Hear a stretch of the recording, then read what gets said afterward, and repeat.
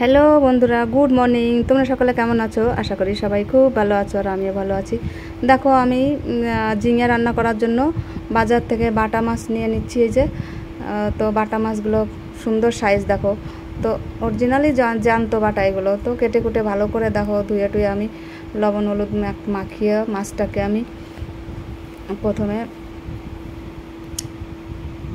সুন্দর করে লবণ হলুদ মাখিয়ে আমি মাছটাকে প্রথমে ভালো করে মেখে নিয়েছি। তারপরে দেখো কড়াইতে তেল দিয়ে দিলাম এই যে ঝিঙে রান্না করার জন্য। তো কিভাবে ঝিঙে রান্না করি সম্পূর্ণ ভিডিও দেখতে থাকো।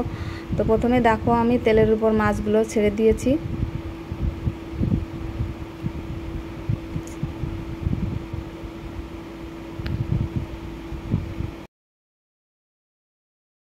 তো বন্ধুরা দেখো মাছগুলো আমার সুন্দর করে ভেজে নিয়েছি। আর এই দেখো আমি শাক রান্না করার জন্য শাকটাকে ভালো করে আমি ধুয়ে নিয়েছি। এটা কি শাক বলো তো তোমরা?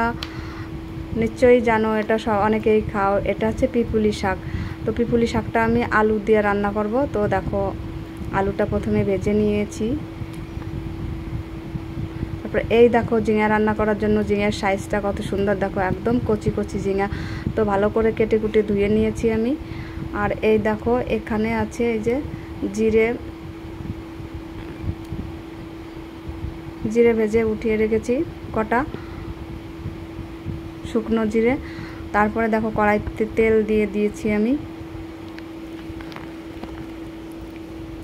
দুটো গোটা জিরে দিয়ে দিলাম। আর এখানে আছে দেখো এই যে আদা বাটা, আর আছে রসুন বাটা, পেঁয়াজ বাটা, আর হচ্ছে কাঁচা লঙ্কা বাটা, আছে জিরে বাটা।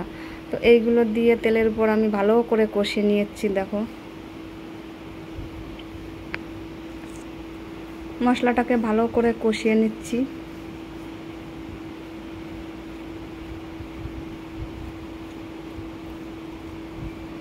তো কম তেলের মধ্যে দেখো খুব সুন্দর রান্না। তো সিম্পল রান্না বান্না খেলে গরমে শরীরটা সুস্থ থাকবে না। তো দেখো কাঁচা লঙ্কার মধ্যে যে পাকা পাকা লঙ্কাগুলো সেগুলোই আমি দিয়েছি।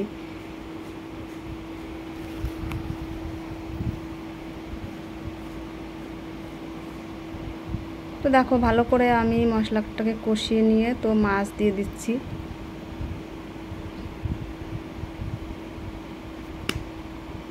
মাছ দিয়ে ভালো করে নেড়ে নিচ্ছি। এটা দিয়ে দিলাম পরিমাণ মতন লবণ, পরিমাণ মতন হলুদ, ভালো করে নেড়ে নিচ্ছি।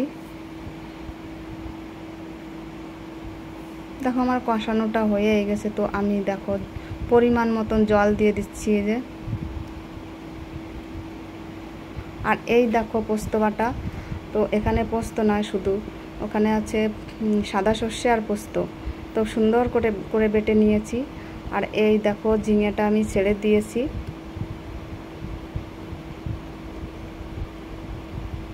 ঝিঙেটা কিন্তু ঝোলের উপর ছেড়ে দিয়েছি আমি। তো ভালো করে নেড়ে নিচ্ছি ঝিঙাটা। দেখো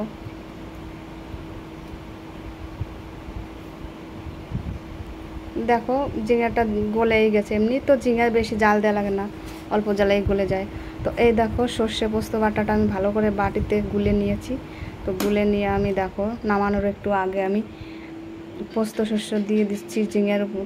ভালো করে নেড়ে নিচ্ছি দিয়ে আমি। তারপরে কিছুক্ষণ জাল দিতে হবে, 10-20 মিনিট মতন।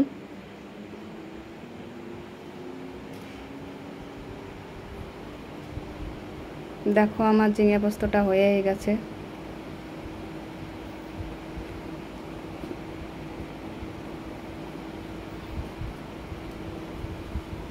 এই দেখো সুন্দর কালার এসছে। আমাদের কিন্তু ঘরের হলুদ, তো মাঠে মানে হলুদ ভাঙানো হলুদ, নিজেদের কোনো রং মিশানো নেই, তার জন্য কালারটা একটু কম হয়েছে।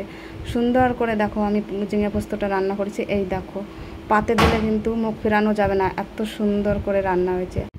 তো বন্ধুরা এখানে এই ভিডিওটা শেষ করব। এই দেখো আমার রান্না বান্না কেমন হয়েছে কমেন্টে জানিও। তো সবাই ভালো থেকো।